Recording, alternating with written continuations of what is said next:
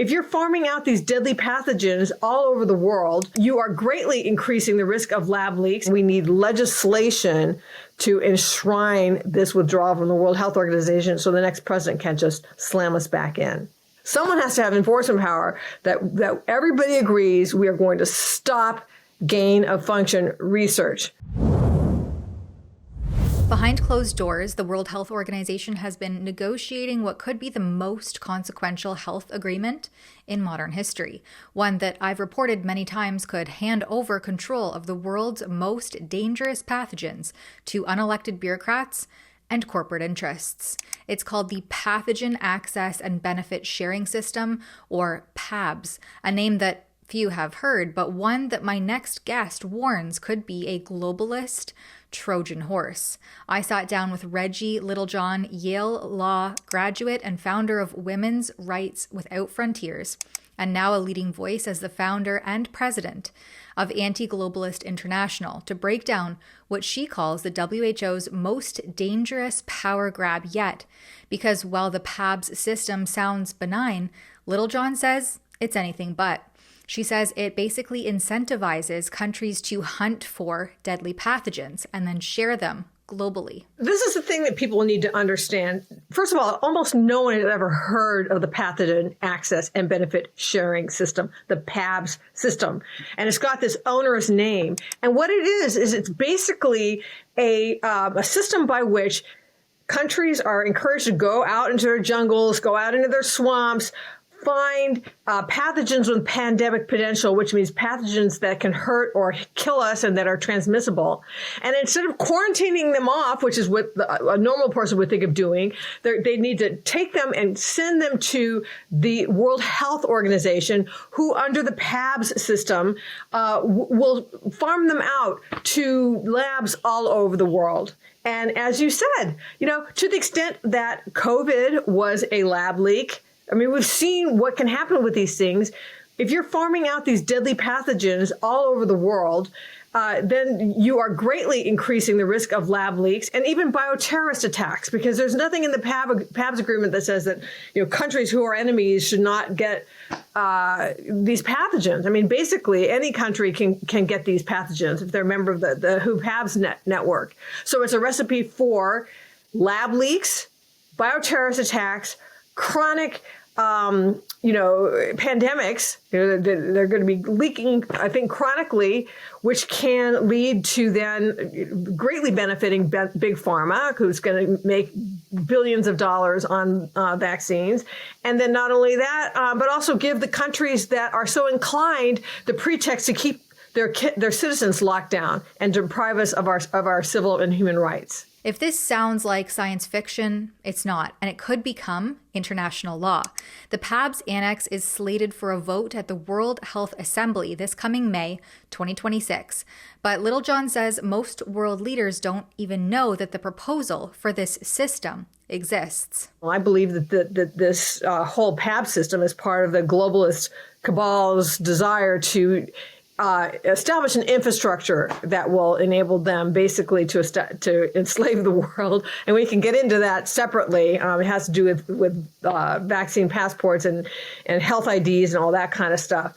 But I think that most countries don't know about this. And I am going to be going to a number of countries in Europe and hopefully in Africa to inform their parliaments about this and get them to vote against this, because it's going to be coming up for a vote, or it is scheduled to come up for a vote at the World Health Assembly in May of 2026. And if it doesn't pass, first of all, that would be a miracle and a major achievement, okay? Because I think right now most people don't know about it. They'll just pass it. But if it doesn't pass, then that also puts the pandemic agreement itself in jeopardy, because the pandemic agreement can't be ratified by nations until this PABS system annex is passed. So there's a lot that's riding on this. But even if nations try to resist, it's clear, and I've reported on it before, that the WHO doesn't follow its own rules for due process and moves ahead without a proper quorum, skipping recorded votes, and overlooks procedural requirements that are meant to ensure fairness and accountability in its decision-making. This is the thing that is so difficult, Tamara, which is that they don't follow their own rules. Like with respect to the International Health Regulation amendments, there is a rule, I think it was Article 55 of the International Health Regulations, that says you have to submit the final text that is going to be voted on 4 months in advance of the meeting. And I don't think that they even submitted it 4 hours. They submitted the final text same day of the meeting. And you're right, people have tried, no one can find definitive proof of a quorum. I mean, they just, and then they don't necessarily vote on it. They say, well, here it is anybody against it? It's all very loosey-goosey. And when you're talking about legal international treaties, there should be a much more definitive process that is actually followed by the World Health Organization. They're lawless. They're just lawless.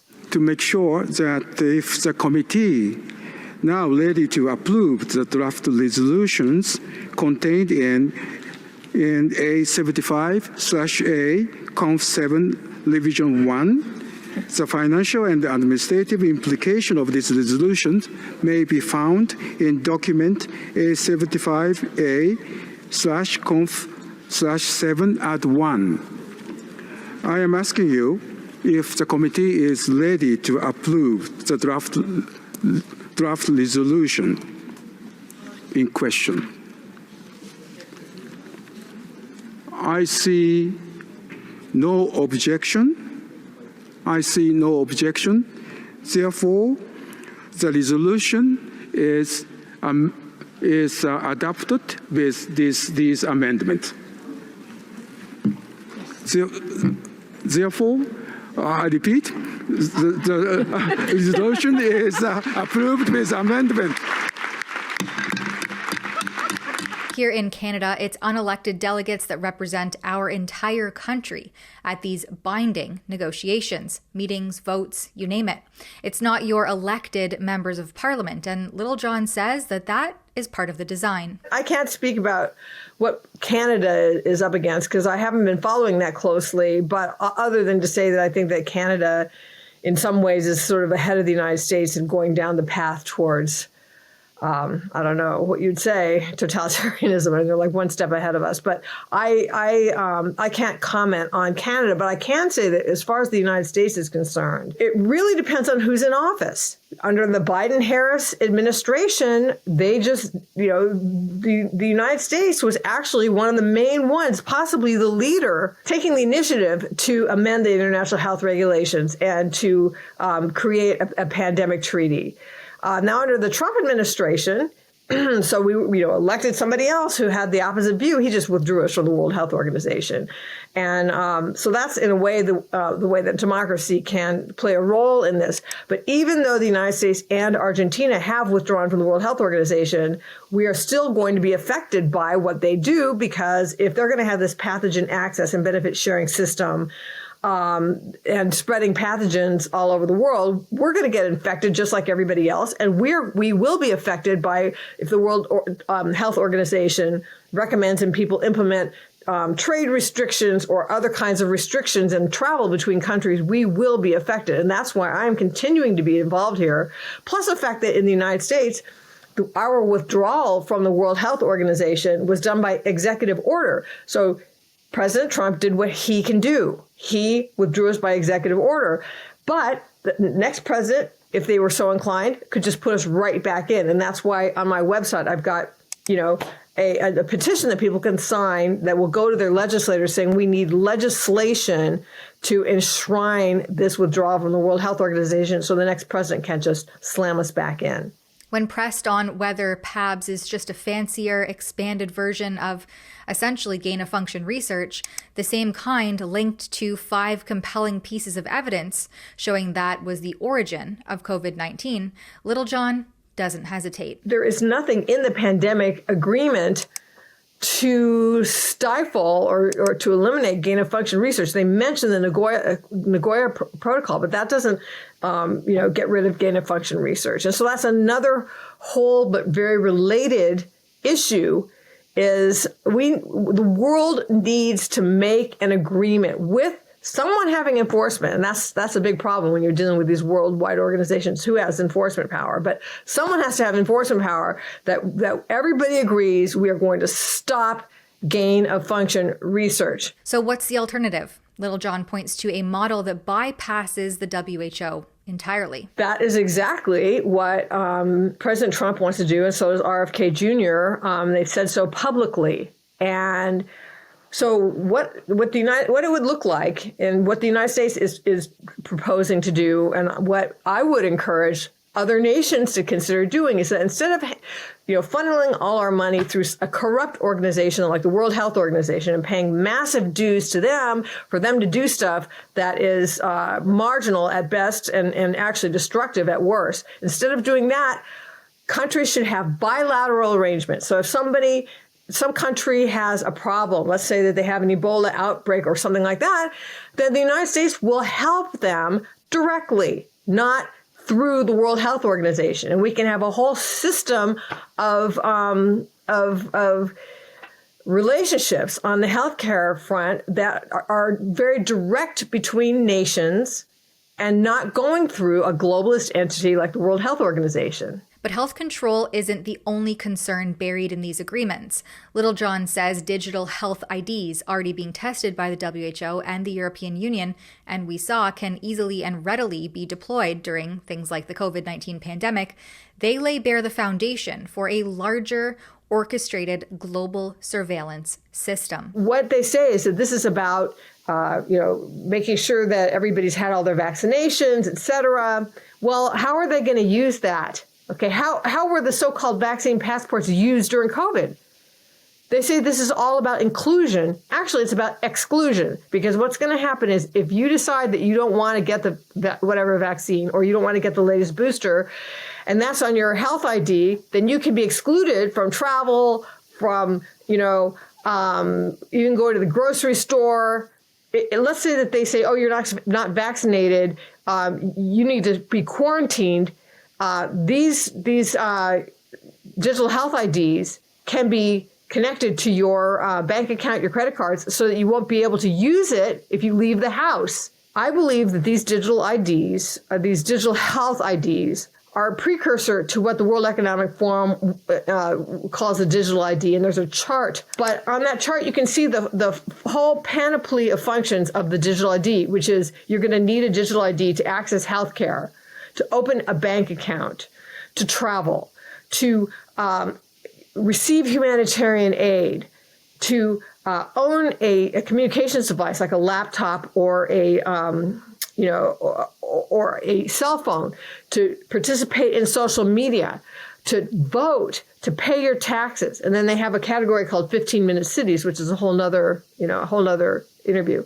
But I believe that these health IDs, which the World Health Organization has been rolling out since 2023 in conjunction with the European Union, that these are the precursor to the full-blown digital IDs as set forth on the World Economic Forum website, which can be used as tools of mass surveillance and totalitarian control, and can basically control everyone to the minutest degree, similar to the China social credit system. If people want to take action, please go to antiglobalist.net, antiglobalist.net. And right there on the homepage, there are several different petitions that you can sign. And those will put you on my newsletter, and they will also get the message out. There's a manifesto also that I would encourage you to read and sign. So thank you. So whether you agree or not, Reggie Littlejohn's warning is clear. Global health governance is drifting towards centralized control, and the time to question it is before it's codified into law. For Rebel News, I'm Tamara Ugolini. Unelected bureaucrats at the WHO are pushing a global pandemic treaty, changes to international health regulations, and new systems designed to benefit them not you. All of it happens mostly behind closed doors. Their mission is more about expanding global control under the banner of health preparedness instead of actually eradicating public health concerns like contaminated water and ending global hunger. We're exposing this at exposethewho.com. So if you'd like to stay informed and make sure that you never miss a report, head on over to exposethewho.com. That's exposethewho.com.